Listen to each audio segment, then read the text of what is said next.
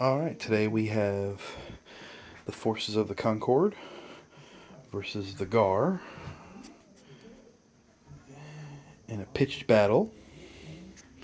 Table's kind of sparse, I know, but I just kind of wanted to get this out.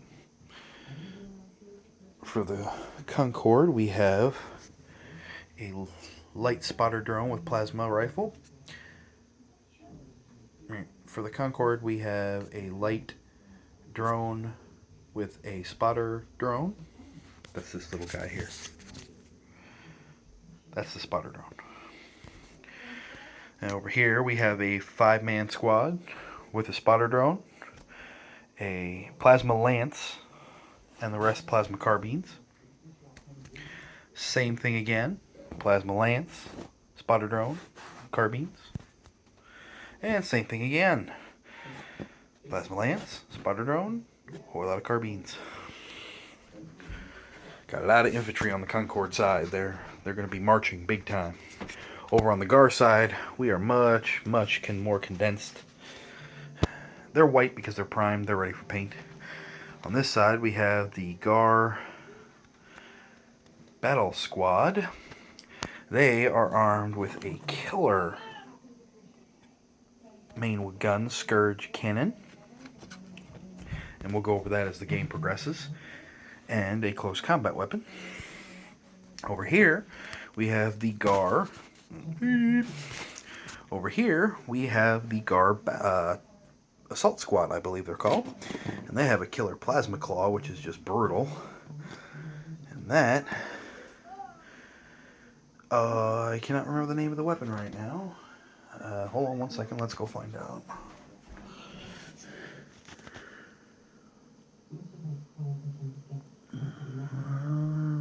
Gouger. It's the Gouger gun. See if I can actually get my camera to focus here. Probably not, because it's really starting to be irritating today. Anyway, the setup is done. We're going to go ahead and see what happens, and we'll be back at the end of turn 1. Alright, here we are at the end of turn 2. We had a little bit of stuff happen. For starters, the distortion dice once again tagged me, which was very upsetting. And my assault squad made 2 advance orders. On their first order, they fired at the squad there and did a casualty, the first blood of the game, yay! And then on their second one, they were a little too close to fire at them, so they shot at them instead. Sure enough, I was right. I was actually 9 inches away. You have to be a minimum 10. So I was able to plunk at them, but unfortunately they whiffed spectacularly. Over on the Concorde side of things, they're getting rather confident and cocky. The General Light drone, as I like to call it, General Light, opened fired with its heavy plasma gun and was able to deal actual hits to my Gar. Now, thankfully, they made their ridiculous armor save, but it was a close one, and it did cause them to get a pin marker. The second squad, which was over here, decided to make a beeline when the Concorde's controller realized that her guns have a 50-inch range. So she's going to make a beeline for this wall and probably spend the rest of the game taking pot shots at those Gar. These guys over here are most likely going to take a shot at that wall and then have beautiful line of sight and targeting options. And then her third squad of infantry is nice and snug behind the wall. Fortunately, it didn't help her save that poor man's life, but maybe it will save future souls. We will be back at the end of turn 3. Right now, there is absolutely no clear-cut winner, and it is anybody's board game.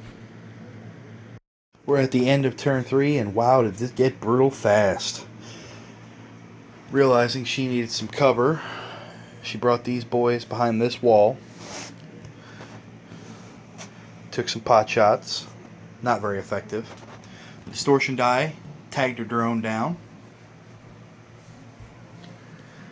And then they unloaded with their beautiful Scourge cannons and completely decimated that unit. I mean, it was horribly brutal.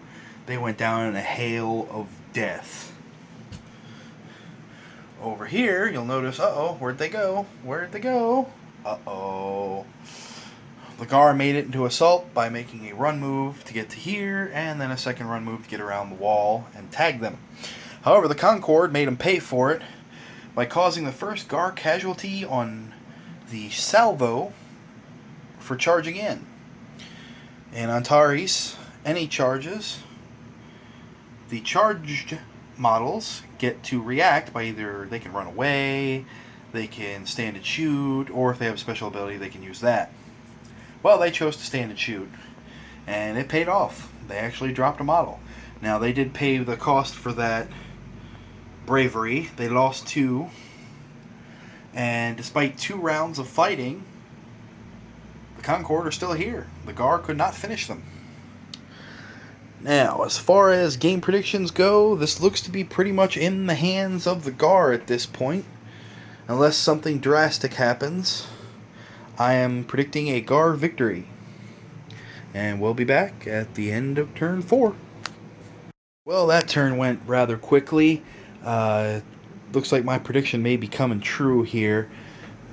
On the left side of the board, she's still holding strong with her full squad of Concorde Tacticals, taking shots, still not getting any real damage, and her light support drone is taking shots, but still not being able to penetrate that super thick, absolutely devastating Gar armor.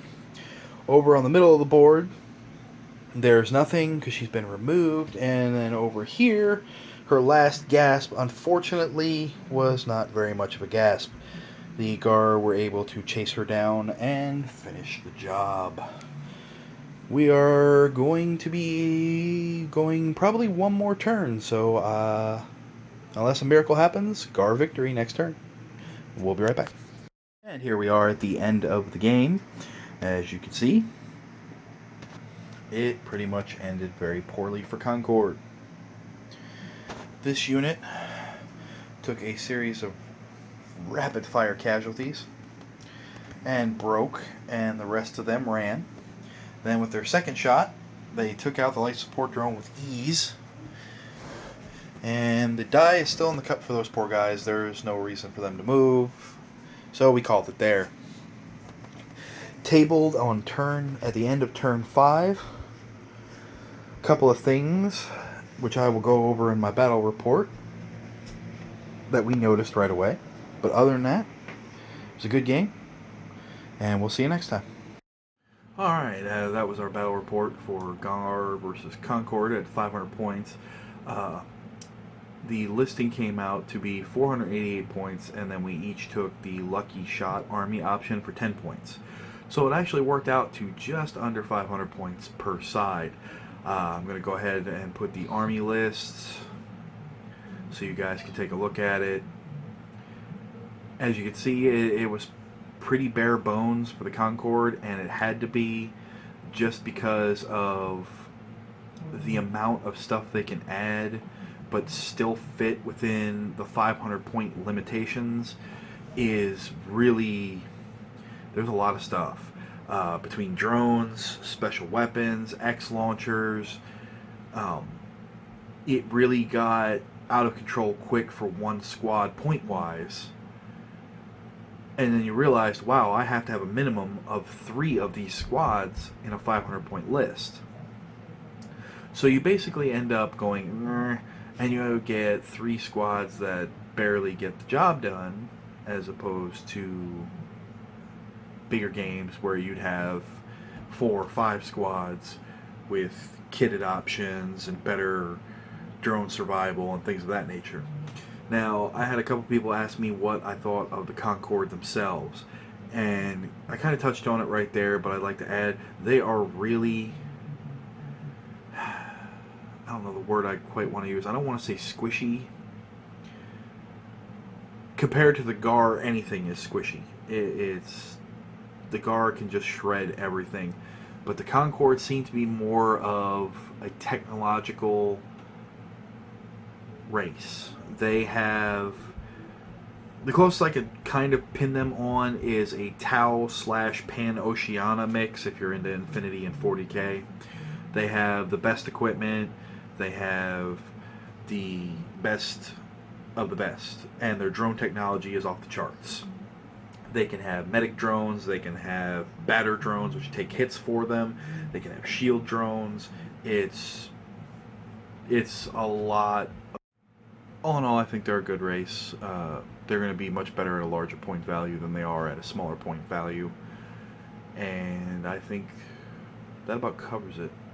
The major mistake made by Concord was they tried to close the gap. And it's a rookie mistake. I didn't catch it either because we didn't look at the weapon profiles until we thought, okay, we're close enough to start shooting at each other. And then all of a sudden it turns out, oh, hey, you could have been shooting since turn 1 behind a tree. So other than that, they're pretty good. I like them.